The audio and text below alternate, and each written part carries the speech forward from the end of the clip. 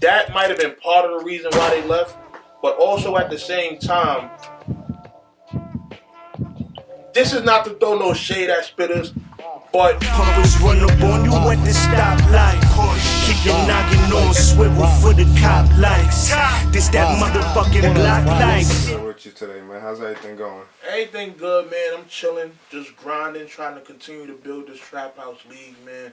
Shit is looking good for us this year, but what's up with y'all, man? What y'all want to talk about? Well, we wanted to know, there was a lot of things going back and forth, you know what I'm saying? A lot of things with Traphouse, we go hard, and then we had Bluudy Nuckles here, and, you know, he was talking about some of the things with, you know, Spittaz League and everything like that, and a couple of discrepancies he was having between you and him.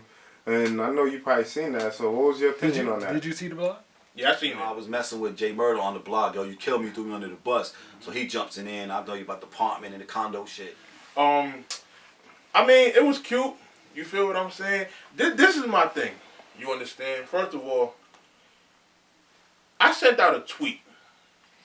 I did a tweet. I said, him and Jay Murder was going back and forth about the interview y'all put out with Jay Murder. Mm-hmm. He felt the type of way about it. He talking about, oh, I'm going to do a blog responding to that. So Jay Murder, you know, that's my man and shit. Shout out to Jay Murder. He tagged me in the tweet that Bloody was talking where Bloody was saying he's going to do the blog. Just so I could see, like, just so I know what's going on and shit. So when I seen that, I'm like, you're not going to do a blog sitting up here trying to, you know, defame my man character and all that. So I told him, I basically said, if a dude's in an apartment and he has a chance to move into a condo, he's going to take the condo. You know, and he kind of felt the way about that. So let me give y'all a timeline of exactly what he did. The same night I sent that tweet, maybe like 2 hours later, Adi Boom was on Battle Rap Arena. He calls up there talking about it. The next day, he shoots his blog. Mind you, he pulled out 2 cameras for me. This is like a couple $1,000 worth of equipment he, you know, pulls out just over my tweet. He does that, and then he does a blog with you guys. So he basically went on a little no mercy promo run for me, basically. Mm-hmm. You know what I mean? All that over one tweet. You know what I mean? So you think he kind of took it, you know, out of yeah, he took it out of context. He took it a little bit too far. You know, it was really just like a joking stab at them in a way. Yeah. It wasn't meant to like violate him or disrespect him or nothing like that. But you know, he felt how he felt about it, and he decided to go on his little, you know, rampage. And also, like, he was also saying that that's not, like, the only problem. It's also, like, yo, you know, you got a lot of dudes who's popping now, you know what I mean? Really strictly from his league, you know what I'm saying? So, like, and you didn't really contact him about it to be like, yo, because he's like, yo, imagine if you got, you know, a bunch of dudes coming to you, you should contact the owner and say, yo, what's the problem? Like, why are all these dudes coming here? What's the problem? It might be them that's really the problem, or, you know. So what's your opinion on that? Well, my thing is this. First of all, it's not like I asked all of them to just jump ship. And it's not like it happened like where they all just came to an event, like all 6 faculty members came into an event and it was like, yo, we Traphouse now. Nah.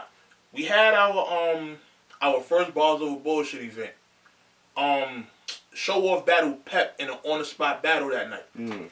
As far as the faculty goes, from what I remember, him and Bars McVeigh was the only people there. Show just happened to have a round on deck, and he said him and Pep was going to battle. So I let them do that. After that, we had Bars McVeigh do an on-the-spot battle against Hussein, and then it's like things just fell into place, like people just started to get comfortable. You know, so through dealing with them, it wasn't nothing where I felt like I had to contact Bluudy Nuckles, like, yo, why all these niggas leaving?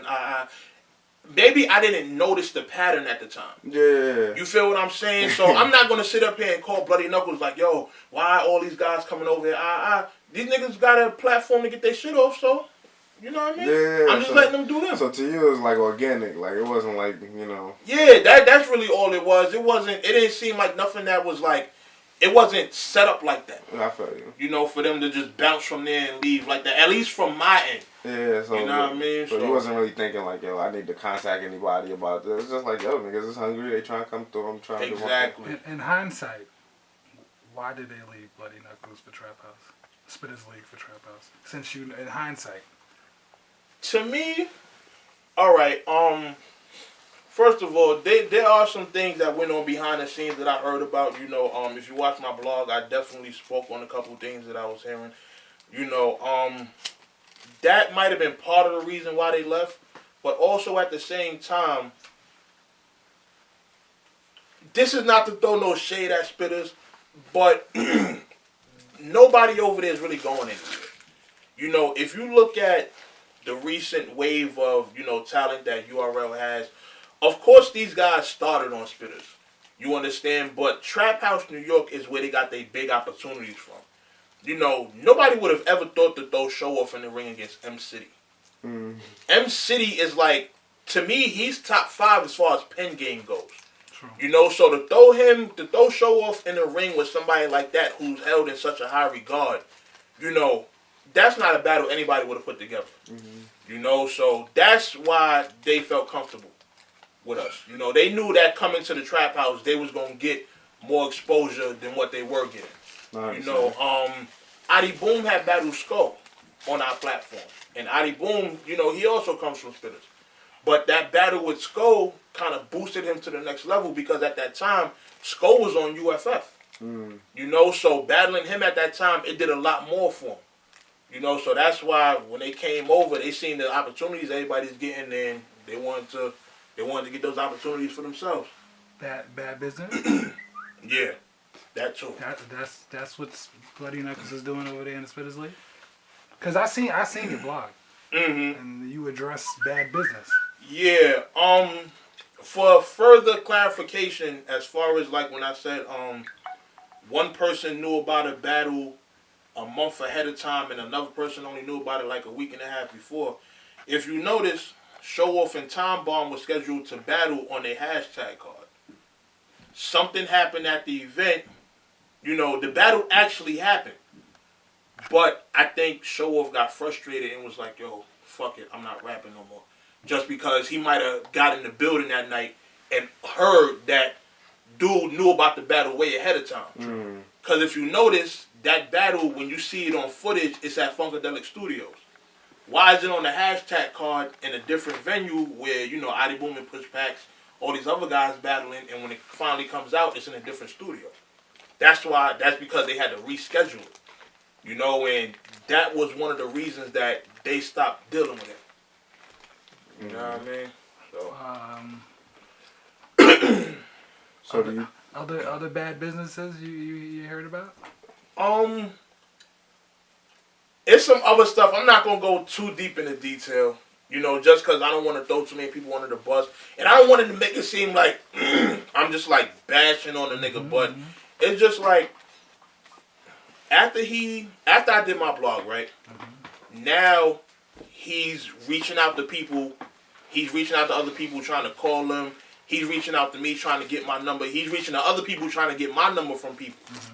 And it's like, yo, if you felt the way about the tweet, you should have did that then. Don't go do all these interviews and all these blogs and try to slander my character, and then after I drop my response, now you want to talk behind the scenes on some private shit. Like, I felt like he moved wrong as far as that goes. You know what I mean? Like, if it was an issue, you could have just called me then before it went public. But you decided to take it public first. All I did was clear my name and, you know, defend my brand. So, you know? What is your feelings on his gripe about you using the Funkadelics? I know you said that you didn't know that she was filming and he was doing his battles in Funkadelic. Yeah. But do you think he has a legitimate issue? Because y'all never shouted him out or gave him any props for... I don't know what he want props for, but you know what I'm saying? But he seemed like he wants some type of recognition for that, him finding that place for a lot of leagues to go battle at. So what do you feel about Funkadelics? To be honest, and what's crazy is that there are a lot of leagues doing battles there. Brooklyn Mic Club's done stuff there. I think the Coliseum had a joint there.